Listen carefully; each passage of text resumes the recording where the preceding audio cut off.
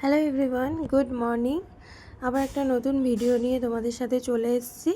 I hope ভিডিওটা তোমাদের ভালো লাগবে। তো চলো ব্লগটা শুরু করি। এখন মোটামুটি বাজে সকাল 10টা কি 10:30 বাজে। তো এই যে দেখো, একদম রান্নাঘর থেকে ব্লগটা শুরু করছি চিকেন দিয়ে। তো আজকে সকালে নিয়ে এসেছে চিকেন, আর এদিকে আছে চিকেন কিমা। তো বললো যে এই দুটোকেই রান্না করতে, তো আমি চিকেন কিমাটা আর কি ফ্রিজের মধ্যে রেখে দিয়েছি, আর চিকেনটাকে আজকে রান্না করব।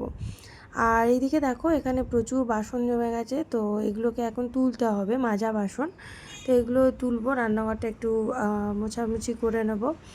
আর এই যে মোটামুটি এরকম সব রেডি হয়ে আছে, এবার টুকটাক কাটাকাটি করে রান্নাবান্না বসাতে হবে।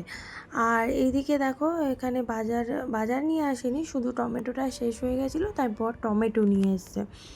তো দেখো, মুড়িও আছে, যদি মনে হয় যে ভাত করব না রাতে, তো মুড়িও খাওয়া যায়। তো যাই হোক, মোটামুটি এইসব হয়ে আছে। আর এইদিকে দেখো, জামা কাপড়, এতগুলো জামা কাপড় এখন এই রোদের মধ্যে ওকে মেলতে যেতে হবে ছাদে। তো এইদিকেও ওয়াশিং মেশিন লোড করে দিয়েছি ফুল জামা কাপড়, আর ওইদিকেও এখনও পড়ে আছে, ওগুলো তুলতে হবে।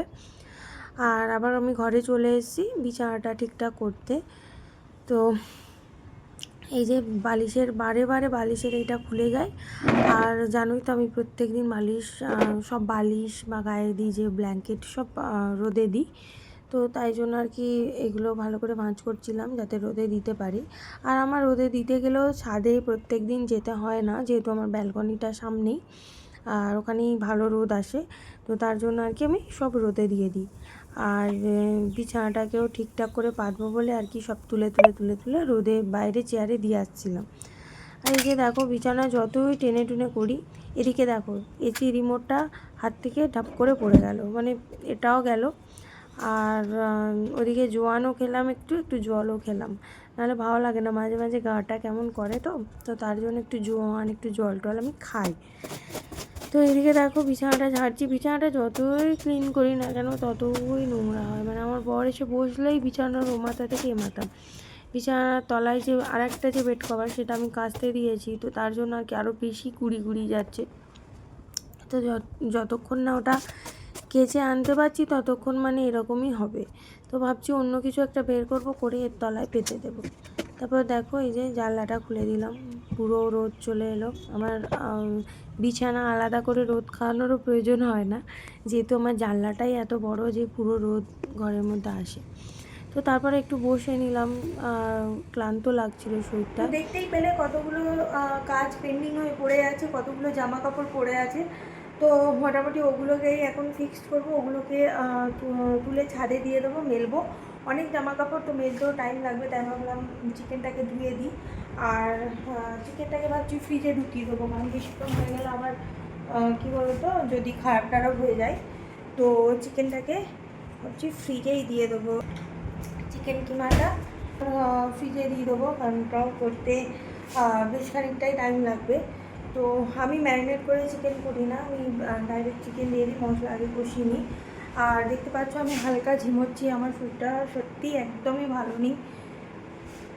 আমি এনার্জিও পাচ্ছি না, কিছু কথা বলার মতোই এনার্জি নেই, যে ফোনটা ধরে কিছু বলবো সেরকম এনার্জি পাচ্ছি না। আজকে খুব ঝিমিয়ে আছি, খুব কষ্ট হচ্ছে শরীরে, জানি না কেন, সেটাও বলতে পারবো না। তো চলো আগে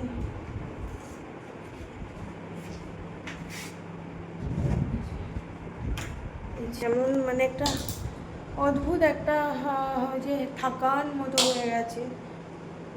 আর এই জামা কাপড়গুলো মেলতে কীভাবে যাবো আমি সেটাই বুঝতে পারছি না।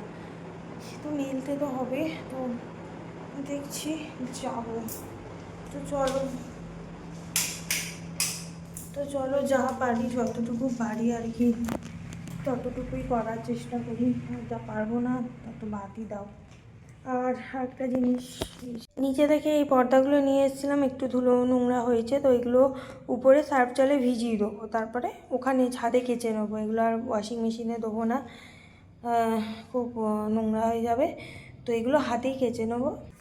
তো চলো ছাদে যাই, তারপরে কথা বলছি। এই ছাদে মানে জামা কাপড় মেলতে আসা এত গরম পারিও না, আর পুরো বডি ট্যান হয়ে যায় এরকম অবস্থা। তো দেখো এইদিকেই আমি এলাম, এই যে জামা কাপড়গুলো আবার ভিজিয়েও দিয়েছিলাম ভালো করে। হ্যাঁ,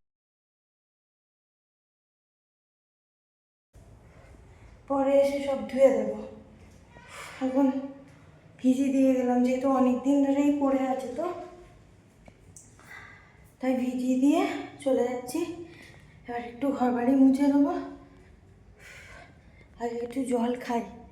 কি সাংঘাতিক গরম গাইস, ভাবতেও পারবে না তোমরা, কি সাংঘাতিক গরম। এই যে এবার একটু ঘর বাড়ি মুছবো, তারপরে স্নানে চলে যাব, কারণ নাইটি ফাইটি সব নোংরা হয়ে গেছে। তো স্নানটা আগে করে নেবো, তারপরে আবার কাজ করবো। এই তো কিচেনে চলে এসেছি। মাংসটা রান্না করবো বলে তোমাদেরকে দেখিয়েছিলাম যে চিকেন এনেছিল সকালবেলা, তো সেটা আর কি রান্না করবো ফ্রিজ থেকে বের করে। আর নিজের জন্য একটু কফি করব। হ্যাঁ, নিজের জন্য একটু কফি করব। আর তার আগে বলে দিই, আমি সকালবেলা চিকেনটা করিনি, আমি সকালে যা রান্নাগুলো খেয়েছি, মানে সকালবেলা হয়েছিল মাছের ঝোল আর ভাত, তো ওটাই খেয়ে নিয়েছি। আমি আর চিকেন সকালবেলা করিনি, ভাবলাম এই বিকেলবেলা করবো। এখন বাজে প্রায় 4টে মতো বাজে। আর একটা অদ্ভুত জিনিস, রোদ ছিল, প্রচুর রোদ ছিল, যেমন রোদ হচ্ছে, তো তারপরে হঠাৎ করেই দেখছি বৃষ্টি, রোদের মাঝখানে হঠাৎ করেই বৃষ্টি। তো যে 4-5টা জিনিস ছিল সব তুলে আনলাম ছুটে ছুটে ছাদে গিয়ে, নিজেও খানিকটা ভিজে গেলাম। আর শরীরটা সবসময় ঝিমঝিম হচ্ছে, জানি না কী হয়েছে, বলতে পারবো না, খুব মানে বিরক্ত লাগছে। তো তাই ভাবলাম একটু কফি বানাই। সাধারণত আমি কফি খাই না, কিন্তু যেহেতু শরীরটা এরকম হচ্ছে, তো তার জন্য আর কি একটু কফি বানিয়ে খাবো। আর তারপর তার সাথে সাথে মাংসের কাটাকাটিগুলোও করবো। আর দেখি ভাত এখন হয়তো করবো না, ওটাই করবো। যদি বলে মুড়ি খাবো, যদি বলে ভাত খাবো তো ভাত খাবো। তো চলো ব্লগটা দেখো। তো এই যে দেখো চিনি নিয়ে নিচ্ছি, অল্পই চিনি নেব। আর কফিটা আমার একদমই অল্প ছিল, শেষ হয়ে এসেছিলো। তো মোটামুটি ভালোই খেতে হয়েছিল, মানে কফি বেশি দেওয়ার থেকে কম দিয়ে খেতেই বেশ ভালো লেগেছিলো। আর এদিকে এই যে দুধ জাল দিচ্ছি, তো এই দুধটাই ওতে যাবে। আর সত্যি বলছি, কফিটা খেয়ে মানে বিশ্বাস করো, কফিটা খেয়েই আমার মানে ঝিমোনোটা হালকা কমলো। তো খুব একটা মানে আরাম লাগছিলো, যে হ্যাঁ মুডটা ফ্রেশ হলো বা মাথাটা ঠিকঠাক হলো। তো এই যে একটু এটাকে ভালো করে ফেটিয়ে নিতে হয়, তারপর গিয়ে হালকা ছোট একটু গাজা গাজা মতো হলে তাতে ওই দুধটা একটু উপর থেকে ঢেলে দিতে হবে। তো মোটামুটি এরকমভাবে এই যে কফিটা করে নিয়েছিলাম। আর আমি সত্যি কফি করতেও পারতাম না, আমার বরের কাছ থেকেই শেখা। ও কফি করে, দারুণ কফি বানায়, পুরো দোকানের মতো। তো ওর কাছ থেকেই আর কি জেনে নিলাম যে কিভাবে কি দিতে হয়। তো এই যে দেখো কফিটা রেডি। আর এটা আমি এখন ঘরে গিয়ে একটু খাবো, তারপরে রান্নাঘরে এসে সব কিছু কাটাকুটি করবো। তার আগে ভাবছি আলু, পেঁয়াজ, মানে যা যা লাগে আর কি, লঙ্কা, আদা, রসুন, এগুলো বের করে দিয়ে যাবো। এগুলো বের করে দিয়ে গেলে সুবিধাই হবে। দেখো এই যে বের করেই দিয়েছি, এগুলো বের করলে কি বলো তো সুবিধা হয়, এসে কোনটা কী হিসাব দিতে হবে না, মানে কাটাকুটি করব। তো এই যে বের করেই যাচ্ছি, তাড়াতাড়ি এসে শুধু কাটবো। তো আজকের মাংসটা খুবই তাড়াতাড়ি করেছিলাম, খুব তাড়াতাড়ি মানে খুব তাড়াতাড়ি কেটে ফটাফট বসিয়ে দিয়েছি। যেহেতু সত্যি কথা বলতে রান্নাঘরে খুব গরম লাগছিলো, আর ভালোও লাগছিলো না। এই গরমে না রান্না করতে গেলেও একটা মানে বড় সড়ো একটা এনার্জি লস হয়। তো যাই হোক, এই আলোটা বন্ধ করে দিলাম, দিয়ে এবারে চলো ঘরের দিকে যাব। ঘরে একটু এসি চালিয়ে হালকা একটু বসে নিজের মাথা মনকে ঠান্ডা করব। তারপরে আবার রান্নাঘরে আসবো, আবার রান্নাঘরে এসে আবার যুদ্ধ শুরু করব। তো এইভাবেই দিনটা চলে। দেখছোই তো, দুজন মানুষের সংসার, তো যাই করতে হয় নিজেদেরই করতে হয়, এরকম কোনো না যে হ্যাঁ এ করে দেবে ও করে দেবে। তো দুজনেই থাকি, দুজনকেই করতে হয়।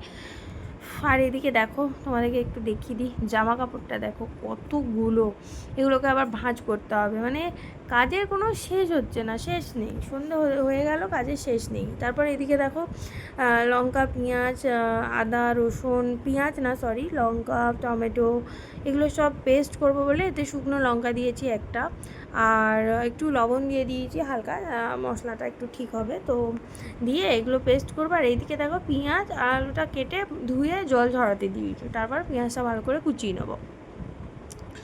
তো এই যে দেখো এই দিকটা এটা পেস্ট করলে মোটামুটি সব কমপ্লিট। আগে তো হাতে বেটে বেটে করতে হতো, আগে করতাম জানো তো। আমার এখন মনে পড়ে যখন আমার মা ছিল, তো মার আমি রান্না করতে যাব মানে মাংস টাংস করলে আর কি, চিকেন টিকেন বা মাটন ফাটন, তো তখন এরকমই শিলনোড়াতে বেটে রান্না করতাম। আর সে বাটার টেস্টই আলাদা, যেটা মিক্সিতে পাওয়া যায় না। তো যাই হোক, এখন মানুষের তাড়া, এখন মানুষের কাজের চাপ, তো তখনও ছিল, বাট এখন মানুষ আরও শর্টে করতে চায়, তো তার জন্য আর কি। তো যাই হোক, কড়াটা এইদিকে বসিয়ে নিলাম। এবারে এই যে আলুগুলোকে ভেজে নেবো, তার আগে তোমাদেরকে দেখাই এই তেলটা। টাটার, এটা একটা টাটা কোম্পানির তেল, ভালো তেল। আমি জানি না, মানে তেলটার খুব ভালো ঝাঁঝ পাওয়া যায়, ঠিক আছে। তো আমি ওই আলু ভাতে মাখলে আর কি তেলটা ব্যবহার করি। তো আমার বর এনে দিয়েছিলো এটা কলকাতা থেকে, তো সেটাই আর কি আমি এই তেলেই আজকে রান্না করব। দেখি কেমন টেস্ট হয়, তো তোমাদেরকে অবশ্যই বলবো। আর সত্যি কথা বলতে একটু দামি সর্ষের তেল খাওয়াও ভালো মানুষের। এখনকার দিনে কি বলো তো, এত এটা ওটা মিশিয়ে জিনিস তৈরি করে, সেটা ভালো নয় শরীরের জন্য। তো একটু দামি খাওয়া ভালো। তো আমাদের মাসে হয়তো 1-2 লিটার তেল লেগেই যায়, 2 লিটার তো যায়। তো সেই অনুযায়ী ওই জন্য আর কি ভাবলাম একটু ভালো তেল খাওয়া যাক। তো এই তেলটা একটু কস্টলি, বাট ভালো, তোমরা চাইলে খেতে পারো। তো দেখো এই যে পেস্টটা এইভাবেই আমি বানিয়ে নিয়েছি। এবারে আলুগুলো একটা একটা করে ভাজবো, আর আলুগুলো ভাজি পুরো লাল লাল করে, যাতে অল্প জল দেবো, আলুগুলো সিদ্ধ হয়ে যায়। তো আলুগুলো খুব ভালো করে একটা একটা করে ভেজে নেব। আর এই যে রান্না কি করব বলো, রান্না করতে করতে এত ভেবে যাচ্ছি যে রান্না করার মতো এনার্জি নেই। কিন্তু যেহেতু বর বলে গেছে যে ভালো করে বানিয়ে রাখবে, এসে খাবো, তো তার জন্য আর কি চেষ্টা করব নিজের মতো করে খুব ভালো করে করার। তো ব্যাস এই। আর আমি ওকে ফোন করে বলবো যে আমি মাংস করিনি, বা তুমি কিছু নিয়ে এসো, বা তুমি এসে রান্না করো। তো এরকম বলবো, রেগে যাবে হয়তো প্রথমে। আর হ্যাঁ, এগুলো করতে আমার খুব ভালো লাগে। আমি মাঝে মধ্যেই রান্নাবান্না করে নিয়ে তারপর বলি যে আমি কিছুই করিনি, জানো, আমি বসে আছি, আমার শরীর খুব খারাপ, তুমি এসে করো, বা তুমি কিছু নিয়ে এসো। তো এগুলো ভালো লাগে আর কি করবো। তো ভাবলাম ওর সাথে একটু ইয়ার্কি ঠাট্টাই করি। তো যাই হোক, দেখো এদিকে ভালো করে হলুদ দিয়ে দেবো, আর তারপরে তার সাথে লবণ দিয়ে দেবো। দিলে আলুটাতে ভাজার সময় যদি খুব ভালো লবণ যায়, তাহলে তরকারিটা মানে যখন আলুটা সিদ্ধ হবে তখন লবণগুলো খুব ভালো ঢোকে, আর খেতেও খুব ভালো হয়, আর আলুটাও টেস্ট হয়। আলু তো অ্যাকচুয়ালি টেস্টের জন্যই, মানে ভাত দিয়ে আমরা মেখে খাবো, আর টেস্ট না হলে ঠিক ভালো লাগে না, ফাঁকা ফাঁকা লাগে। তো যাই হোক, এইভাবে করবে। আর এদিকে দেখো আমি পেঁয়াজগুলো একদম ছোটো ছোটো কুচিয়ে নিয়েছিলাম, ভালো করে ভাজতে দিয়ে নিয়েছি। আর আমার গরম মশলা, তারপরে যেটা ফোড়নে দেয় গরম মশলা, তেজপাতা, এগুলো ছিল না, শেষ হয়ে গেছিলো। তো তার জন্য শুধু শুকনো লঙ্কা দিয়েই করলাম। আর আমি যতটা অ্যাভয়েড করি, মানে যতটা পারি অ্যাভয়েড করি গরম মশলা জাতীয় কোনো জিনিস খাওয়ার, তাতে বেশি শরীর গরম হয়। তো চেষ্টা করি যে যতটা আর কি ওগুলোকে অ্যাভয়েড করা যায়। আর আমি আজকে পুরো কাঁচা লঙ্কা আর একটা শুকনো লঙ্কার পেস্টেই রান্না করব। আমি কোনো গুঁড়ো লঙ্কা মাংসে দিইনি, কোনো রকমের গুঁড়ো লঙ্কা দিইনি, শুধু কালারের জন্য কাশ্মীরি রেড চিলি শুধু ওটাই দিয়েছি। দেখো এর মধ্যে হলুদ আছে, আর কাশ্মীরি রেড চিলি আছে, যেটা লাল কালার হয়, ওটাই আছে। আর এর মধ্যে কোনো ঝাল গুঁড়ো লঙ্কা আমি ব্যবহার করিনি, শুধু কাঁচা লঙ্কায় রান্না হচ্ছে। আর আমি সমস্ত ঝোল বা বেশিরভাগ মাংস টাংস চেষ্টা করি কাঁচা লঙ্কাই করার। হয়তো তার সাথে একটা 4-5টা কাঁচা লঙ্কা দিলাম, তার সাথে একটা শুকনো লঙ্কা। মাংসের মেন জিনিসটা হচ্ছে কালার, কালারটা এলে যেন মনে হয় মাংসটা খুব সুন্দর হয়েছে। তো চলো, এখন অনেক কাজ বাকি, রান্নাঘরও ক্লিন করতে হবে। আজকে যেন প্রচুর কাজের চাপ পড়ে গেছে, মানে প্রত্যেক দিন কাজ থাকে, আবার এইসব করলে আবার বেশি হয়। আলুও দিয়ে দিলাম, এবারে একটু একটু পরেই জল দিয়ে দেবো, দিয়ে একদম চাপা দিয়ে চলে যাব। তারপরে এই যে এদিকে দেখছো এগুলো সব তুলবো সব। তারপর ওকে ফোন করেছিলাম, জিজ্ঞেস করলাম যে কি খাবে, পরোটা খাবে কি মাংসের সাথে রুটি খাবে বা ভাত খাবে বা মুড়ি, সব কিছুই জিজ্ঞেস করলাম। তো বললো যে একটু ভাত করো, গরম গরম ভাত খাই। তো দেখো এদিকে চাল ধুয়ে চালও বসিয়ে দিলাম, যেহেতু গরম গরম বলছে ভাত খাবো, সারাদিন পরে একটু ভাত ভালোবাসে। তো তাই ভাবলাম, আমি ভেবেছিলাম একটু পরোটা খাবো। তারপর ও বললো যে ভাত তো আবার একার জন্য পরোটা বানাবো, আর ভালো লাগে না সত্যি বলতে।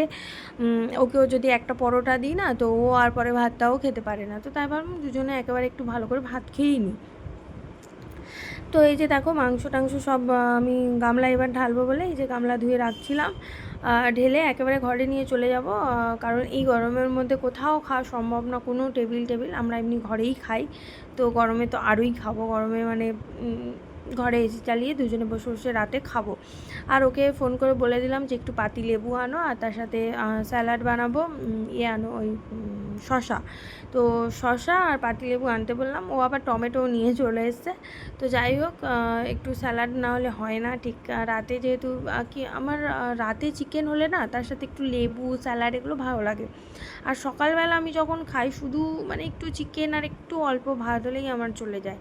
তো এই যে দেখো মাংসের কালারটা কেমন এসছে, কোনো গুঁড়ো লঙ্কা দিইনি, শুধু কাশ্মীরি রেড চিলি দিয়েছি, ব্যাস এতেই কালার চলে এসেছে। তোমরা যদি মাংসটাকে ভালো করে কষাও তাহলে কালার অটোমেটিক্যালি বেরিয়ে আসে। তো চলো আজকের মতো ব্লগটা এখানেই শেষ করছি, আবার দেখা হচ্ছে অন্য একটা ব্লগের সাথে। ততক্ষণ ভালো থেকো, সুস্থ থেকো, আর অবশ্যই ভিডিওটা ভালো লাগলে একটা লাইক করে দিও, আর আমার চ্যানেলটাকে সাবস্ক্রাইব করে দিও।